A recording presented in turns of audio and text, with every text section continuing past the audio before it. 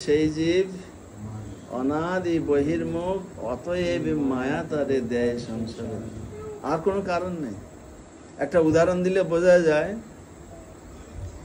একটা বড় ধনী পরিবারের ছেলে, জমিদার বা রাজার ছেলে, কোথাও একটা বড় মেলাতে গিয়েছে। ওখানে লক্ষ লক্ষ লোক, ওই ভিড়ের মধ্যে হারিয়ে গেছে। আর বাবা মা তিল তিল করে খুঁজে খুঁজে কোথাও পেল না। কান্নাকাটি করতে করতে বাড়ি চলে আসে। বাবা মার মনেও শান্তি নেই, ছেলেটা হারিয়ে গেছে। আর ছেলেটা বাবা মাকে হারিয়ে দিনরাত কান্না করছে, রাস্তায় রাস্তায় ঘুরে বেড়াচ্ছে, পাচ্ছে না।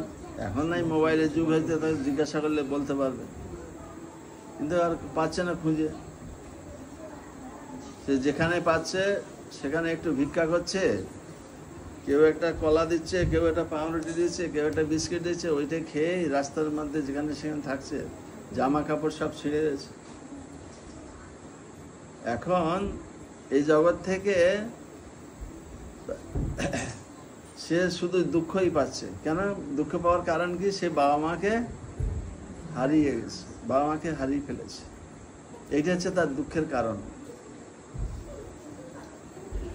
এখন সেই জমিদার বাড়ি থেকে একজন গিয়েছে, তার জমিদার পরিচিত, গিয়ে দেখছে, আরে এটা তো সেই জমিদারের ছেলে।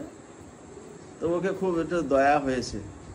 ওকে নিয়ে, দেখতে ভালো খেতে পড়তে পারছে না, ওকে নিয়ে একটু রেস্টুরেন্টে খাইয়ে দিল। উপকার করলো কিনা? খেতে টেতে পারছিল না, তোকে রেস্টুরেন্টে ভালো করে খেয়ে দিল, মানে ভালো করে খেতে দিল, খেয়ে পেট টেট ভরলো, বাস হয়ে গেল। ওরা সকালে খেলে তো বিকালে খিদে পাবে, বিকালে খেলে তো রাত্রে খুদে পাবে।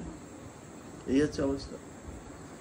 তারপর আরেকজন গেল, দেখলে যে ভালো জামা কাপড় নেই, ওকে এক সেট জামা কাপড় কিনে দিল, সেও একটা উপকার করলো। আর একজন গেল, তো ওকে জিজ্ঞাসা হচ্ছে, আরে তুমি তো জমিদার ছেলে, তুমি এখানে কি করছো?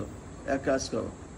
এরাও যাই জামা কাপড় কিনে দিল, যে একদিন খেতে দিল, একটা পোশাক দিল, সবাই উপকার করলো। কিন্তু একজন ভদ্রলোক যখন দেখলেন, বুদ্ধিমান, সে দেখলেন যে দুঃখের, প্রথমে চিন্তা করলেন এর দুঃখের কারণ কি, ছেলেটা এত দুঃখ পাচ্ছে কেন? আসলে ও বাবা মাকে হারিয়ে ফেলেছে, বাবা মার থেকে বিচ্যুত হয়ে গেছে। তো উনি চিন্তা করলেন, এ যদি বাবা মায়ের কাছে ফিরে যায়, বাবা হচ্ছে বহু ধন সম্পদের মালিক, তাই এর সমস্ত জামা কাপড়, খাওয়া দাওয়া, ওষুধপত্র, বাসস্থান সব ফিরে পাবে যদি ওর বাবার কাছে ফিরে যায়।